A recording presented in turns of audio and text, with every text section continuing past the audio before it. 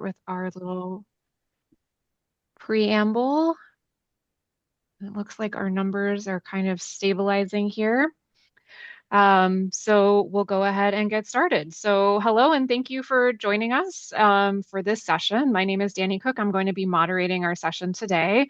You are in Navigating Workplace Accommodations for Neurodiversity, a Collaborative Journey. So before we get started, especially since this is our first breakout session of the conference, I want to go over a few logistical items. This session is being recorded. There are captions available on the bottom of your screen. If you click the CC Show Captions button, it's there. If you have questions as we go, please use the Q&A feature for entering those questions. You can do that anonymously if you'd like, and we'll have time at the end to address those questions. You should also be able to upvote them. So if you see another question you like, please go ahead and give that a thumbs up. Please use the chat for any general comments or technical issues. Chris is here to help us out with all of our technology. Thank you, Chris, and she will be monitoring the chat for questions and comments as well. And then Chris is also adding some links into the chat. One is going to be for our collaborative resource sharing Zotero. If you think of something that's related to this presentation, a reading, a podcast, a video, or something else, please go ahead and share that in the Zotero, and then we'll be sure to share that out at the end of the conference. And then lastly, we want to make sure that everyone is aware of our conference code of conduct, and that link will be shared in the chat as well. And with no further ado, I'm going to now hand it over to Saira and Susan. So thank you so much. Thank you so much for that preamble, and thanks for having us. We're so glad that all of you are here with us today. So our program today is called Navigating Workplace Accommodations for Neurodiversity, a Collaborative Journey.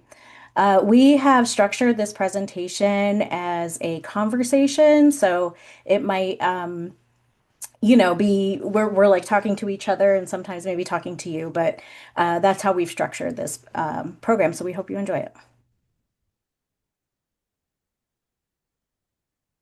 Let me go to the next slide. So my name is Saira Raza, and I am a business librarian at Goizueta Business Library. I've been at this in this same role for 11 years. And previously, I came from a corporate and law library experience, which Susan and I share a background in that area. So we have some pretty similar, our first careers were kind of in the same type of environment. Well, I'm Susan Klopper. I am Saira's manager. I'm the director of the Goizueta Business Library, and I've been there almost 24 years now. And prior to that, I was a corporate librarian, and I managed an information center for a consulting firm.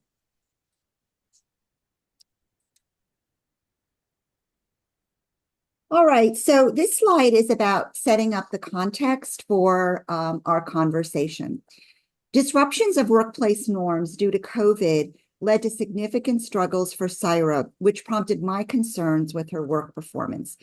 Unable to remedy the challenges on her own, Saira sought help from medical professionals, which resulted in her ADHD diagnosis. With few resources to help either of us fully understand what the diagnosis meant for her in the workplace, Saira initiated the process of seeking workplace accommodation. And this was really the beginning of our journey working together to understand what we needed to navigate her diagnosis and accommodation, and to figure out what it meant for supporting her success at work and for improving our working relationship. And just a note that everybody's experience around these issues is going to be very similar. So this conversation is really about our journey. So before there was language, now we want to talk about setting that context. So Saira, can you describe what your pre-diagnosis work behaviors were and what patterns you had? Yes, thank you. As you can see, I'm already like demonstrating all of the symptoms. I'm like, wait, I don't have it together. We have been working on this for weeks and weeks, and I'm like, we're fine. But somehow I managed to still do, feel like I'm doing everything at the last minute.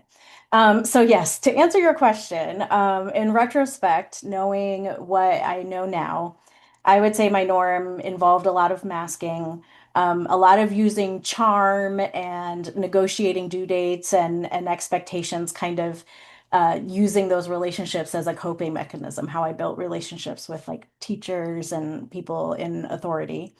And a lot of these are pretty typical coping mechanisms for people with ADHD who are undiagnosed, especially women.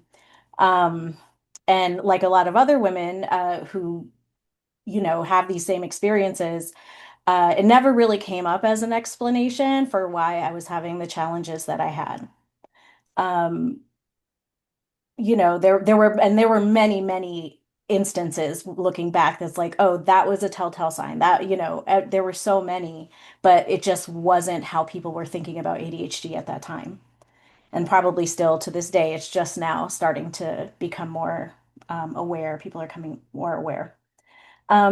So it was really exhausting to keep up all of these masking techniques and all of this coping. And I think what's more, and what a lot of people may not understand, is that it's not just happening at work, it's happening in all areas of your life or in my life, so, relationships, finances, home, school, every part of my life, it was playing a role. Um, and when it would be at its worst, I would feel like an imposter. Like at any moment, I would mess something up and everybody would find out that I'm actually like completely incompetent and just like don't know anything. So, especially because a lot of times I couldn't do things the way that it was like supposed to be done. Like this is very strict instructions, but for some reason, like, no, it will work better if we do it this way, and that's just how I have to do it. And I can remember specific situations where there were very bad consequences for that, even though it made sense to me. So the idea of failing becomes, a really terrifying all the time. And it would feel like a moral or intellectual failing, that there's actually something wrong with me, and that's a lot to carry. So I can give you an example, an anecdote that actually I hadn't shared with Susan until we started working on this presentation. But it was probably like the first or second year that I was working at Emory, and she was showing me how to use a specific database. We were sitting in her office and she's telling me about this thing, and she said something that really interested me or really got me thinking. So I just like my brain just like went in a totally different direction. It just went off. And the next thing I know, Susan's asking, oh, so do you have any questions? And I came to and realized I did not hear anything that she said. Like I missed all of it.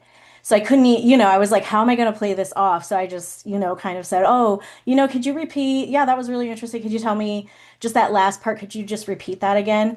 So she did. And then she's made this remark like, oh, I can tell you're really engaged. I can see by how you're sit, how the look on your face that you're very engaged in this. And I was just like not going to break the illusion, but I was really like, whoa, that I felt like I was skating on thin ice at that moment. And I think that was one of the cues of like, wow, something's going on here. I have to like do something to try not to do that, but it's hard not to. I can't help it necessarily. Um, so, I think the hardest thing about all of that, again, before a diagnosis, and then certainly at the beginning stages of it, is it comes with a lot of shame. And that is probably the hardest thing for people who have this experience, who have gone undiagnosed and with no like support system and no understanding of it. There's a lot of shame that comes with it because, and especially in a situation where an authority figure, you want their approval. You do want their approval, and that's what anybody would want. And in this situation as a job, it's like their approval really means something. There's high stakes. Like if I lose my job, that is a very big deal. Because what will I do? What will I do when this is the only job I feel good at? I've had many. I couldn't stay there very long because I would get bored. So this is finally a job I really love, and I'm messing it up. And it felt like just really dire at that point. So when COVID hit and all that uncertainty just had everybody at like their stress behaviors, it just really kind of flared up if you think about it that way. And I was worried that I would actually lose the one job that I actually like. So Susan, what do you remember about, before all of this happened for us? Well, to be honest, as your manager, I was not aware of the challenges or at least the depth and scope of what you were experiencing. So I guess you were doing an excellent job of masking. I had noticed a pattern of difficulty keeping up with deadlines and an inconsistency communicating with me about it. But while frustrating, it did not signal any major issues for me. You were and are socially very adept and high functioning. So, between your masking skills and my lack of awareness and experience with neurodiversity, I ultimately made some assumption about these behaviors, even concluding that you not only frequently miss deadlines, but that you lack the accountability for this behavior.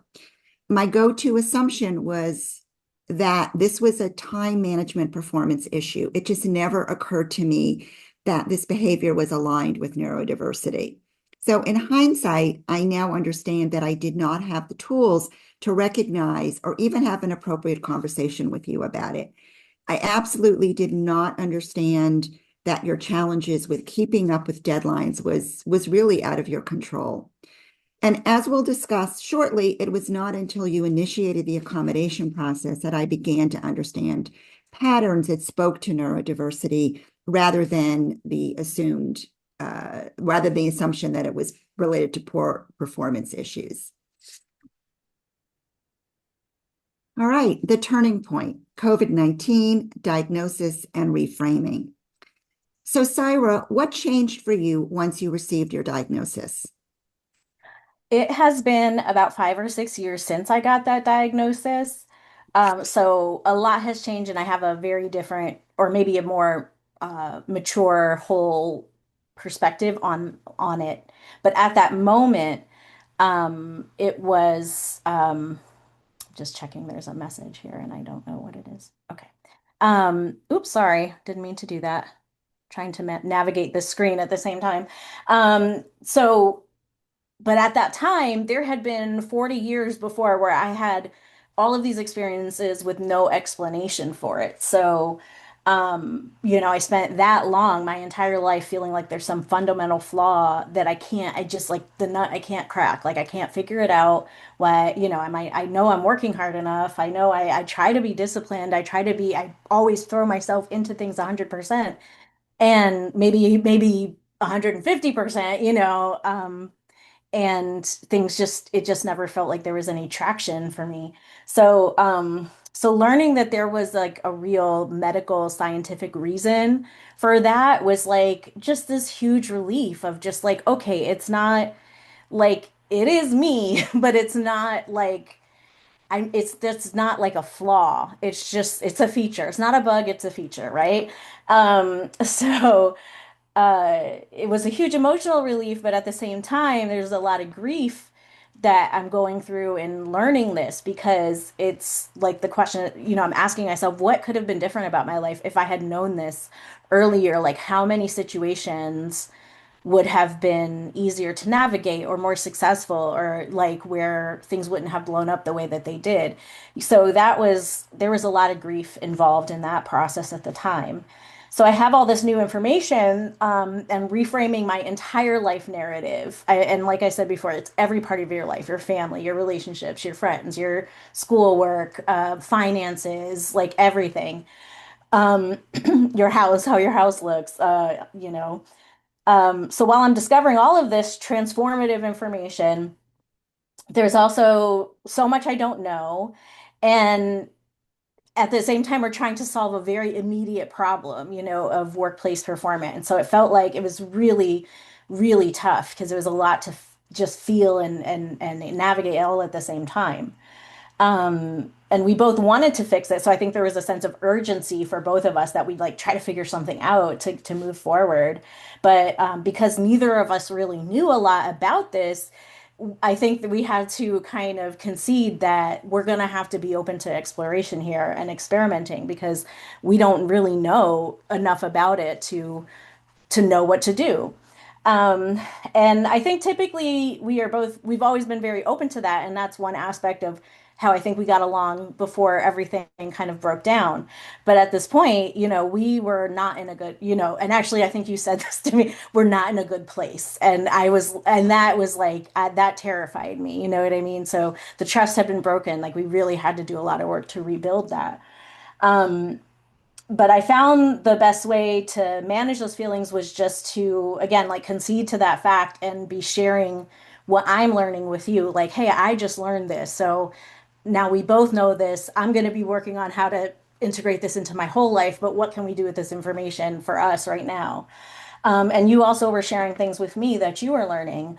But I think the biggest part of that, the biggest thing about that part of the journey was having professional help and having those resources, being able to take classes to learn skills that I hadn't learned, especially around executive function and emotional regulation. Those are actually two of the biggest kind of parts of your brain or parts of your life that can be affected by ADHD.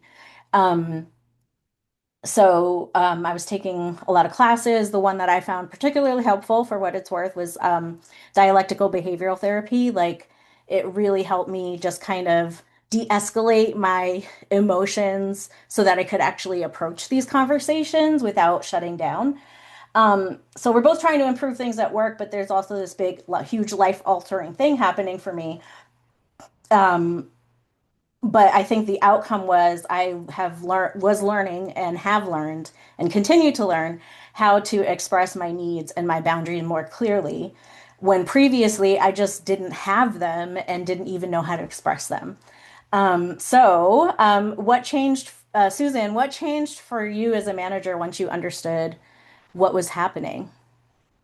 So I'd been a manager for 40 years, and the realization that everything I'd ever been taught about being a manager, managing people, and all the assumptions about what it meant to be a good manager just suddenly didn't exist for me anymore. The expectation that I had the answers, that I knew the best path, that my recommendations would be respected and followed, suddenly none of that rang true for me. So I experienced a long period of self-doubt and reassessing my own philosophy about what it meant to lead people and to be effective. As I learned and understood more, I also thought about other individuals that I had worked with over the years, and I wondered if they were neurodivergent. And that made me very sad. I wondered if I could have done a better job of supporting them. So I knew I needed to become more educated about neurodivergence and ADHD. So for me, the journey really started with trying to locate resources, people, books, articles, webinars, whatever I could on these topics. And I was really hoping to find information that approached ADHD from the perspective of the manager. Well, in those early months of COVID, I could barely find anything. And Emory HR was simply not prepared for this topic and really couldn't recommend anything for me. I did locate a few articles and business publications about ADHD, but they were all focused on large corporate environments, and the individual was always in an IT role. Simultaneously, as Saira mentioned, she was pursuing her own discovery and was sharing information that she had found with me. But really, in the beginning, it was extremely difficult to find information, guidance, or best practices for how to successfully manage and support neurodiverse team members. When I was finally able to begin identifying resources, which was really almost a year after Saira's diagnosis, my journey started to shift from the basics of understanding ADHD to redefining a communication approach between Saira and myself, and one that ultimately was grounded in developing a shared vocabulary and that came from a place of mutual vulnerability, kindness, discovery, and empathy. And as a manager, I had to break from assumptions about my role, including that I knew what was right or even that I knew what the best answers might be.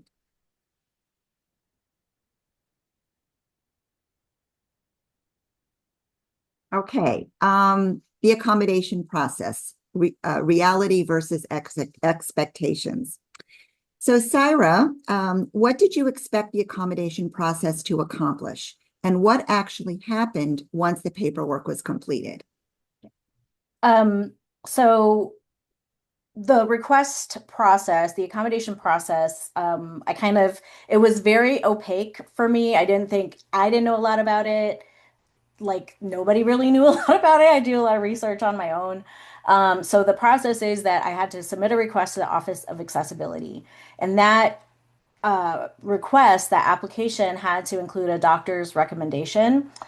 So before I could even really start that process, I had to be working with my therapist and my doctor to come up with like a solution, come up with, really pinpoint and go deep on what are the specific challenges and then investigate kind of like, well, what's going to work. And of course, as I mentioned before, I don't know enough about any of this to really know what's going to work, right? So all of it is like, well, we can try this. And it took quite a lot of time actually to get the research and take all the steps to get the right documentation.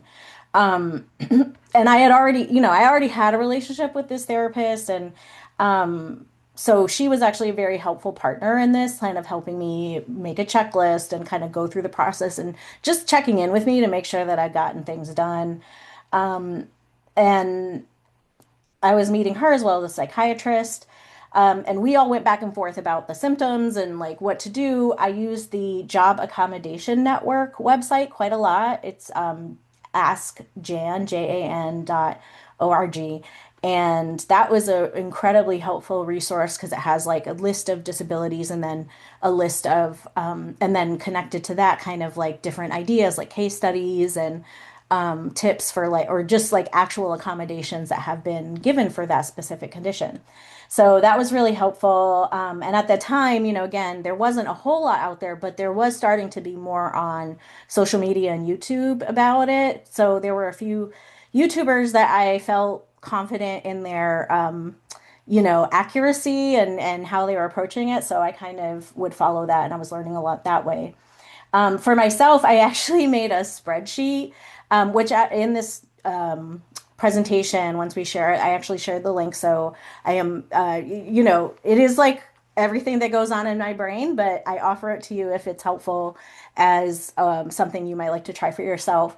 But I made this accommodation request spreadsheet of like, here are the general traits of this specific symptom. So like, things that I could notice because it's like I don't even know I'm having the experience until there's a response to it. So to me, it's like, okay, what are the indicators that I'm experiencing time blindness or I'm experiencing like lack of like motivation issues or, executive dysfunction that I would have a list of traits like, okay, your laundry's not done, you're not eating very well, you're like not sleeping or sleeping too much or, you're behind on your projects and not haven't emailed anybody about it. So I would have different traits, if this is happening, and then I would have an intervention. Here's what you need to do. And a lot of that might be, okay, get a buddy, body double and work with somebody else or ask for an extension or whatever. So different things like that. And yeah, so I kind of felt like I still use that document when I feel off, right? I actually used it this morning. I used it this morning. Um, so once you have all that information, you can submit the application, and then somebody from that office you get like assigned like kind of like a caseworker, basically. And mine was wonderful. She was a really great person, super helpful, super nice. Um, and they reach out to your manager, they talk to them about it. And then you do have the opportunity to all talk together. But basically, that person is kind of the mediator. Um, and So one thing about this process that I think is really important for me to mention is that you do not have to disclose your disability to your boss or anybody at your job. Except I guess maybe the caseworker who's doing your thing that like they'll read the application, but you don't have to tell anybody what's going on. I made that decision to share um, because in my situation, I felt like that was the only way that we were going to be successful moving forward. Again, because I don't really know a lot about it and I was still learning. So it was like, how do I explain this as I'm going? I don't know enough about it. Um, but, I think for each person, they have to evaluate like, what are the risks? And I certainly thought about that. Like, well, if I tell Susan, is she going to treat me differently or unfairly? Now that she has this information, even if she doesn't mean to, like not even on purpose, but just, kind of how we might try to accommodate for something that we don't understand. Um, but it felt for me, it was the only way we're going to have success. So it's going to be different for everybody. And I think there's probably many cases where you wouldn't want to share your diagnosis if it's not, if you don't feel safe doing that. But I think that's where talking to your therapist, talking to your support network is kind of helpful to navigate that aspect. It was a pretty intense process, Susan. What was that experience like for you? Well, the outcome of the accommodation process was the development of your action plan. And while agreed on by both of us, the plan focused on you and what you needed, which made perfect sense. But what it did not do is provide me as your manager with any guidance as to how to translate the what into how. One of the biggest challenges for me was that the accommodation was for an individual. But as a member of a team, your work was really not just about you, but since in most cases, an individual's behavioral challenges spill over to the team, even if in subtle ways. So as Saira's manager, I played a role in her individual success. But as the manager of a team, I also had to think about what success meant for everyone. Would there be a perception that she was getting preferential treatment? And how did I measure and expect a level of productivity from Saira that was equitable? How should issues around fairness, expectations, collaboration, organizational culture, balancing work styles, and more be handled? I realized that I needed to be very thoughtful, flexible, and intentional with everyone. These were the types of day-to-day questions and challenges that I grappled with, and for which the accommodation process and HR had no answers. I often felt that I just had to figure this out on my own. And if the accommodation action plan had any chance of succeeding, Saira and I needed to relearn how to communicate. In an ideal world, it would have been great if the folks that set up the accommodation also provided guidance for the rollout and implementation phases. But without this, Saira and I just had to work together to figure it out. And perhaps in part, that contributed to our having a more successful journey. Fortunately, Emory's post-COVID hybrid work environment and broad acceptance of communication and sharing technologies tremendously helped with adopting a less rigid work culture that was more flexible and relaxed than in the pre-COVID days. I know that it would have been much harder on Saira and me and the team if we had tried to do all of this in the days before COVID. And I would also add that I truly believe that Saira's willingness with sharing information about her diagnosis with the team and with me helped tremendously. Of course, as she said, there's no requirement that a diagnosis and accommodation be disclosed. But when possible, I do strongly encourage having that conversation. Transparency, empathy, kindness can only create a safer space for everyone. Okay, so now we're going to move into the hidden work behind the curtain, learning how to work together. Susan, from your perspective, what are some of the things we had to learn that we really hadn't been exposed to before, and what kind of mistakes did you notice, and what did we learn from those? Well, as I mentioned previously, once the accommodation plan was in place, um, with there was essentially no guidance as to how to make it work successfully. The ball was in our court, and it was for me to figure this out.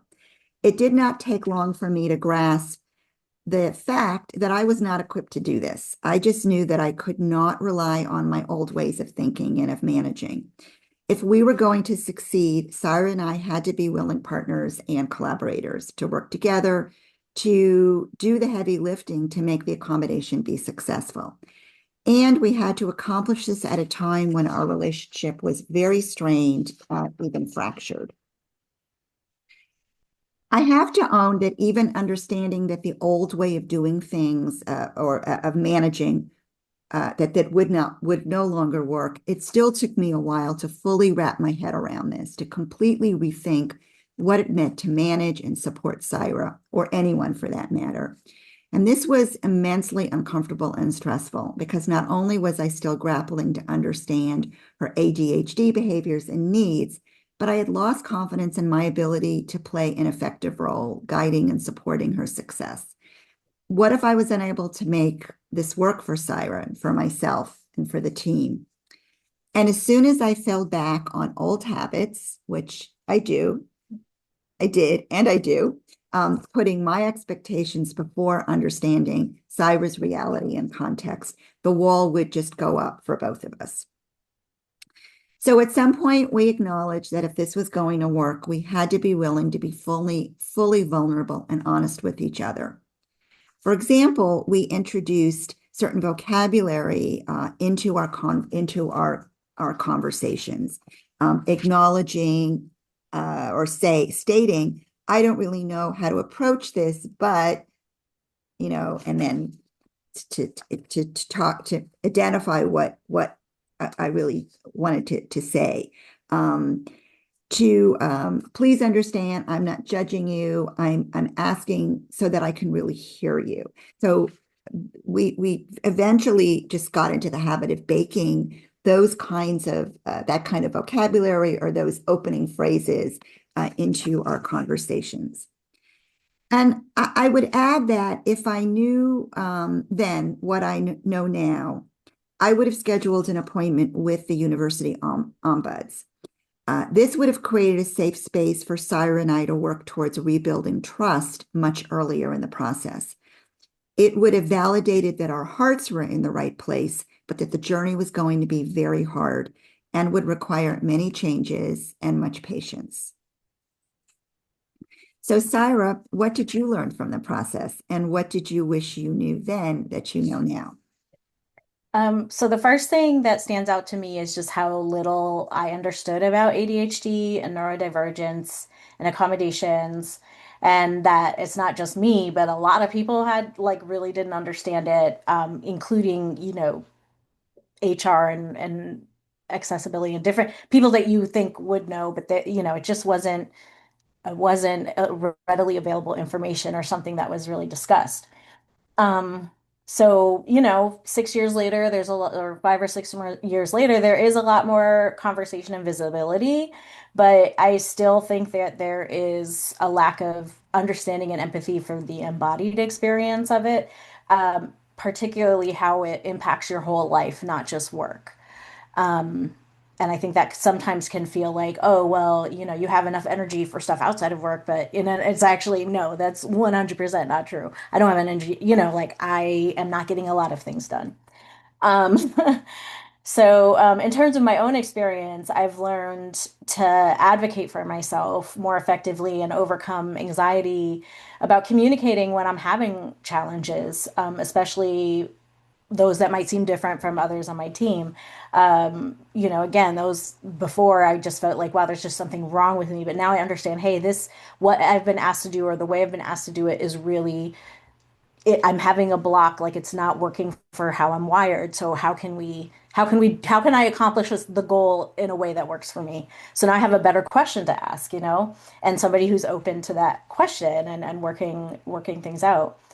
So there's quite a lot of trial and error. And so having an experimental mindset is really helpful. Again, not just for me, but also for that, you also have this experimental mindset. Because if we didn't both share that, I think we'd be still at an impasse.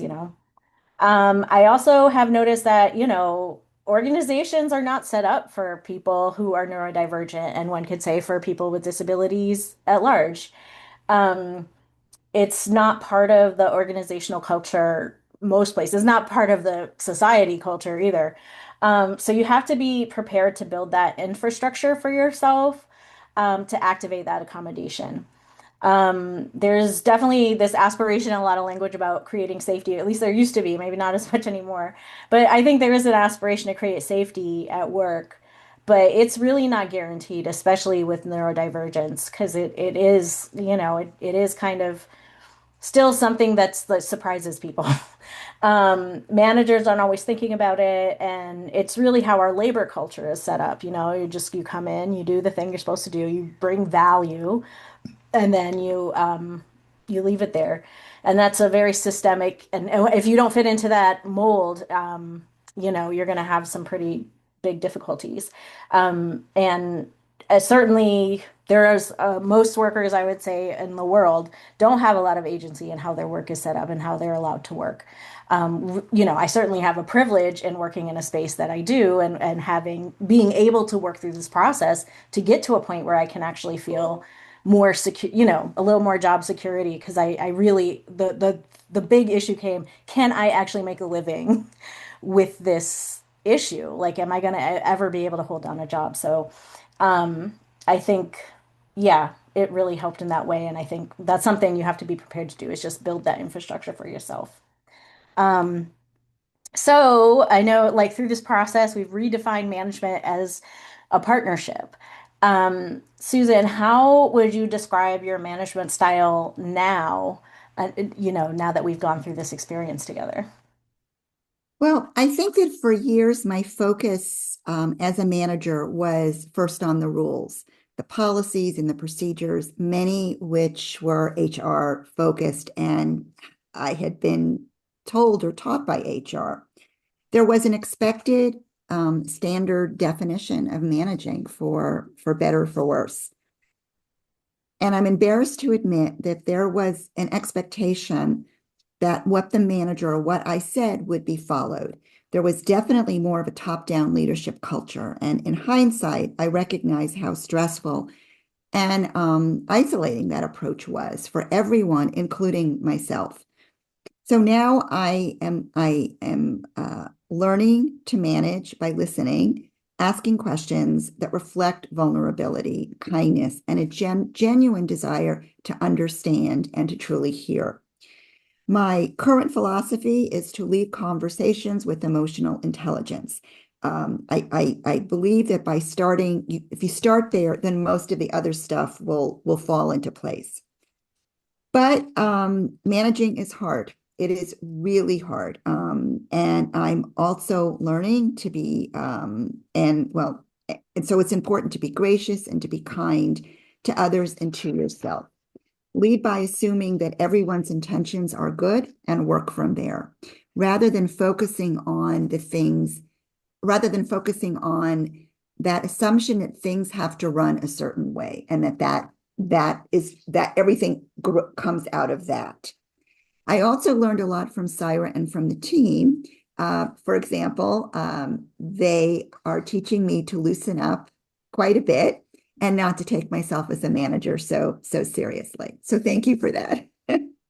My pleasure. So Saira, what do you need and hope from management now, and how has the experience changed the dynamic between us? Yeah, I would say there's more trust, and knowing that when we first started out, we got along really well, and then kind of had this blow up. But I would say even now it's more trust, because at that time I was masking. I wasn't able to be truthful with myself, much less you, about the challenges I was having. So I would say there's a lot more trust and vulnerability kind of built into that. But that is where the trust is so important.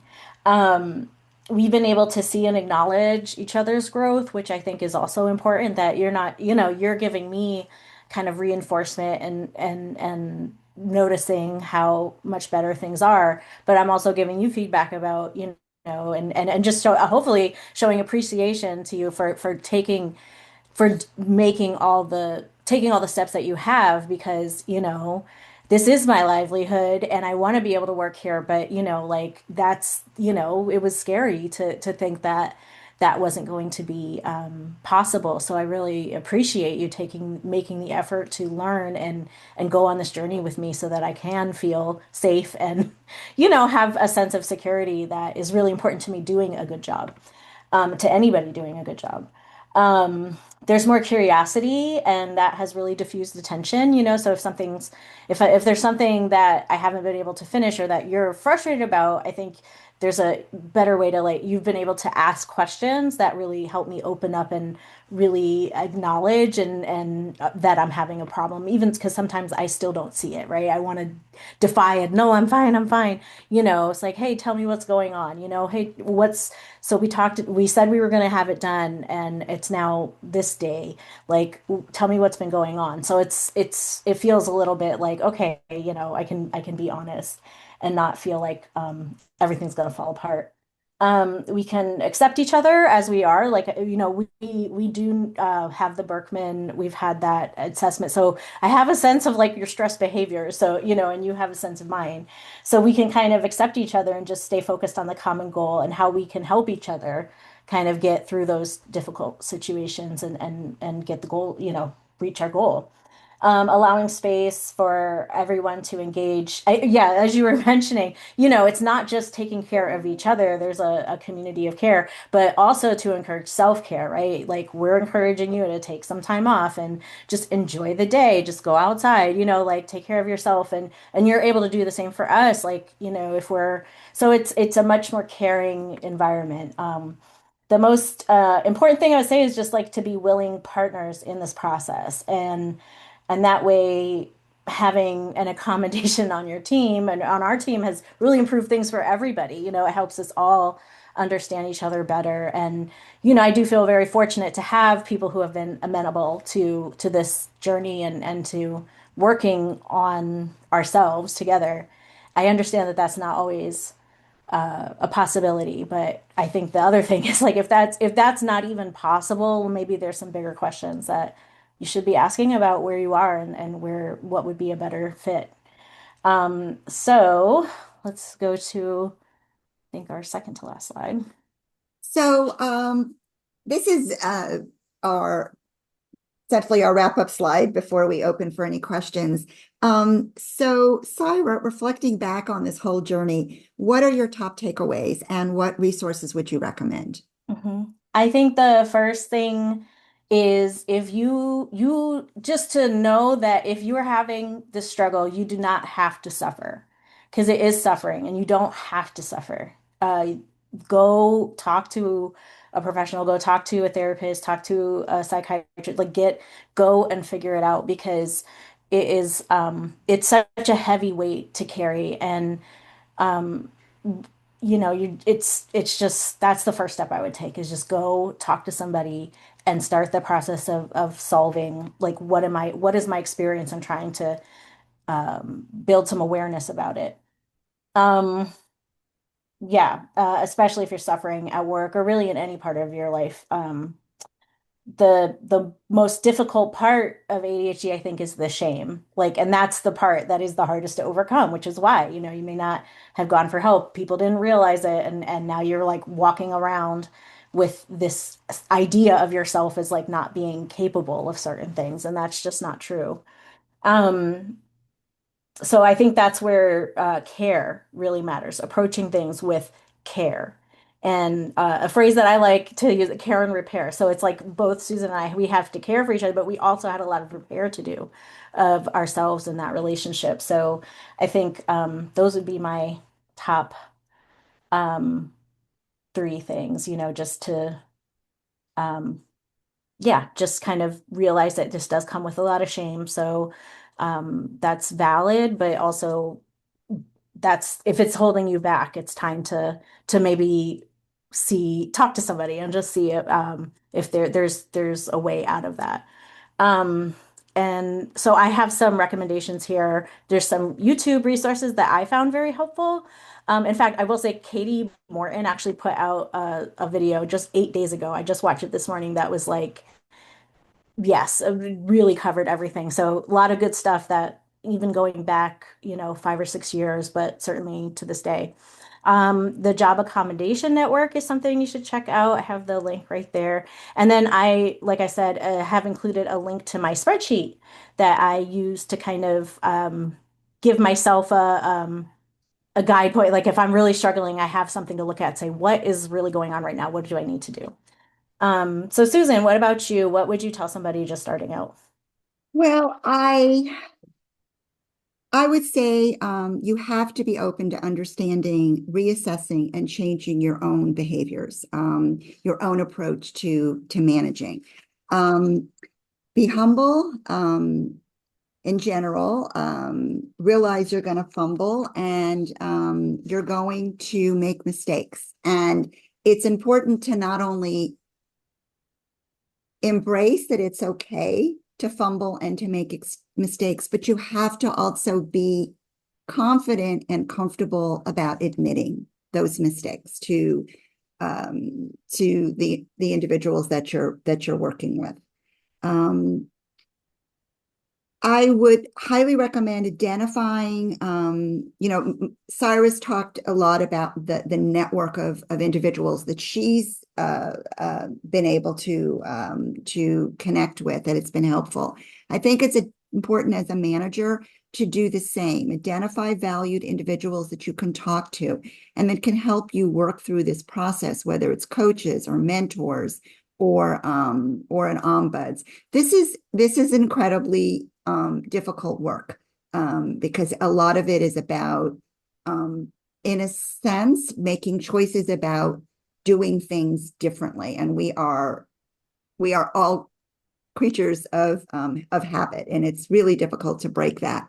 And since Saira mentioned the Berkman, if you we tap into the Berkman at Emory, and I did so in my previous organization.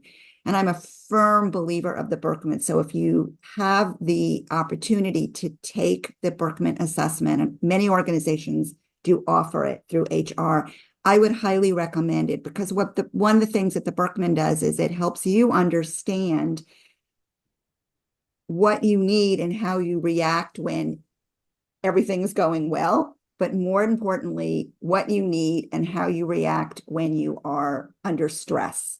And understanding those behaviors is critical to being to positioning yourself to try and do things differently. Lastly, for my recommendations, I just identified 3 books. Divergent Minds and Neurotribes have been around for a while. We're Not Broken is a more recent book. The theme with all of these, and 2 out of the 3 of them, I believe, have the word autism in the title. And this threw me in the beginning because I was trying to find information about ADHD, and it was really impossible. So these books were highly recommended to me. So I went ahead and read them, and they actually were very helpful. They're not the same. Autism and ADHD is not really exactly the same, but there are some similarities and overlap. So I still found these books very, very useful, and I still go back and refer to them. And now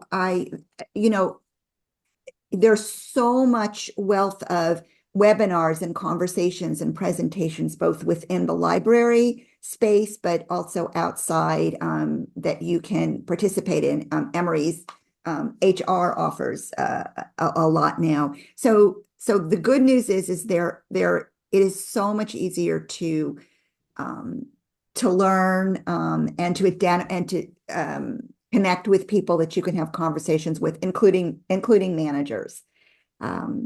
So those would be my takeaways and my resources. Great. Thank you guys so much for listening. And I'm going to stop sharing now so I can actually see everybody's face because I haven't been able to the whole time. Yeah. If anyone has any questions, we'd be Be glad to try and answer them. All right. Thank you, Susan and Cyrus, so much for this presentation. I really appreciated hearing um, from both of you and your vulnerability in this. Like, it was really, I'll say, as a manager, as a person who a lot of this resonated with me. Thank you so much for sharing it. And I know that our audience feels the same way, as you can see, hopefully, all the clapping and heart emojis. And they do have questions for you. So I'm going to start with this first one. Diagnoses and formal accommodation processes can be empowering, speaking from my own personal experience, but I've seen those also be barriers for some people with neurodiversity.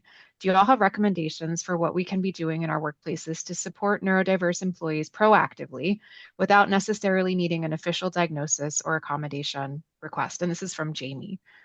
Mhm. I can start. Yeah, I think one thing to consider, and I think this has been proven on our team, is a lot of the accommodations that you make for somebody with ADHD or even autism are things that are actually helpful for everybody.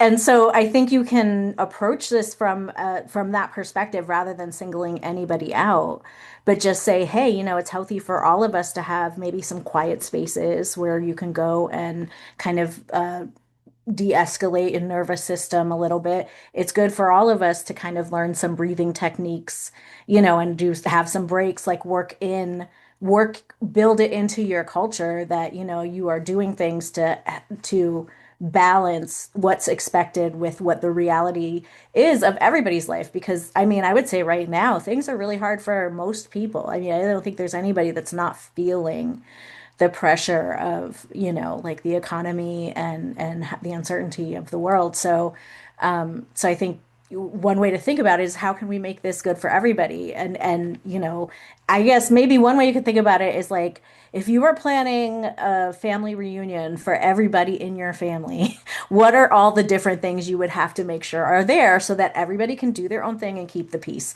That might be one way to approach it, right? Imagine all the different people are coming, you know, um, make sure there's a quiet place and make sure there's a lively place, So I think that's one way to approach it that might be helpful.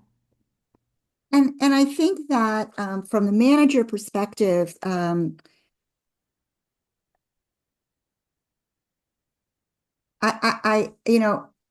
what Sarah and I had to learn, um, well, I had to learn that to take the assumption that there were behavioral or performance issues and really not make it the opening of the conversation. Um, to really use empathy, use your EQ, use kindness, and it could be something as simple as I've noticed that you're really that you seem to be struggling meeting the deadlines. Let's talk about it. What's going on, and and just sort of um, get into it from that perspective rather Hmm. than it being all about an official performance, related issue. I think that that can be very helpful. Yeah. It makes me think it's like, it's not like maybe it's not, there's a problem happening, but it's not you as a person. Let's talk about the system. Let's talk about the process. What can we change about the process or the system that will make it work, right? So it kind of takes that off the table that, oh, there's something wrong with me and I'm not doing, I just can't do it. So that can help a lot too. Yeah, those are some great ideas. I really appreciate that, and I think it gets to one of the other questions that also was pretty highly upvoted. So let me ask this one from Jenna. What's a constructive way to address situations where a leader or colleague assumes that cognitive disorders look the same for everyone, even though individual experiences, such as with ADHD, can vary widely? Um, I think,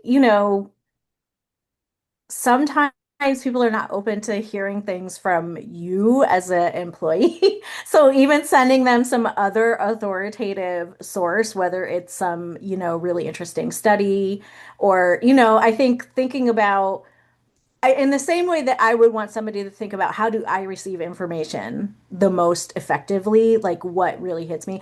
Think about them, like what is the thing that's going to motivate them to be to be engaged in that, awareness and that learning. And so maybe it's more about,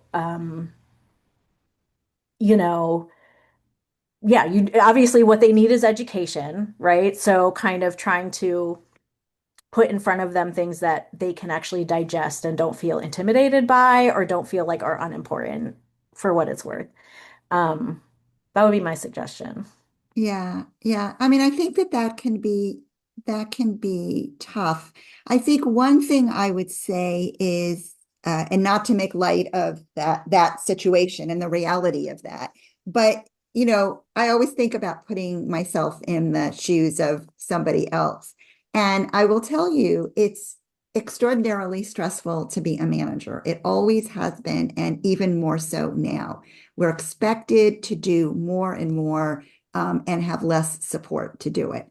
So we're stressed a lot, and sometimes perhaps that simplifying everything down to these are the primary traits or attributes or behaviors is really a way of our managing feeling overwhelmed by the reality.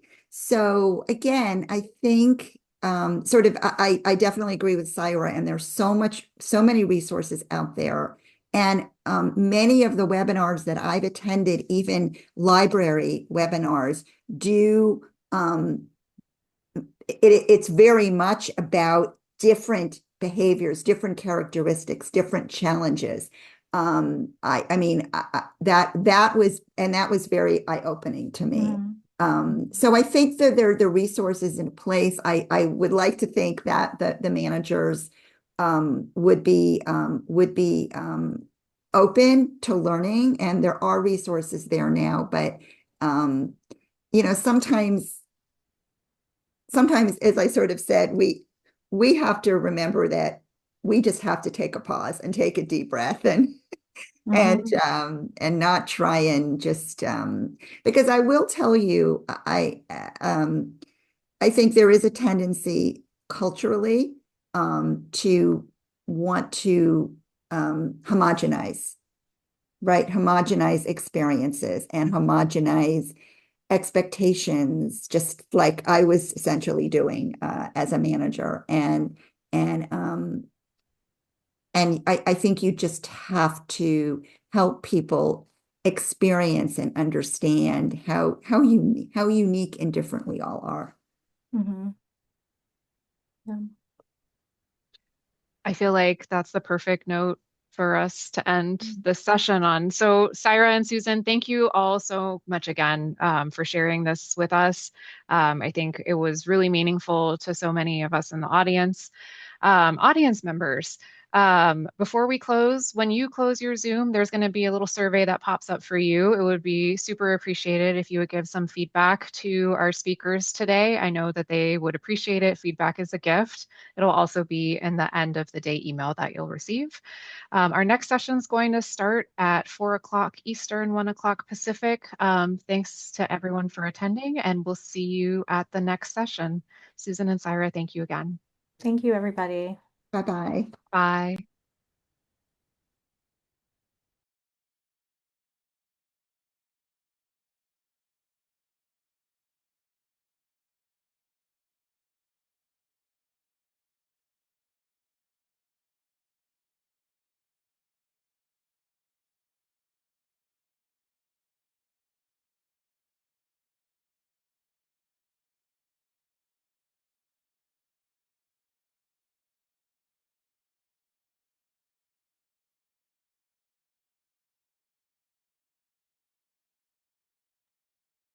Chris, I think if you end the session, it will stop the recording as well.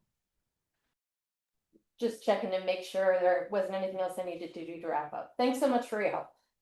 Yeah, thank you. Really appreciate everything you did here.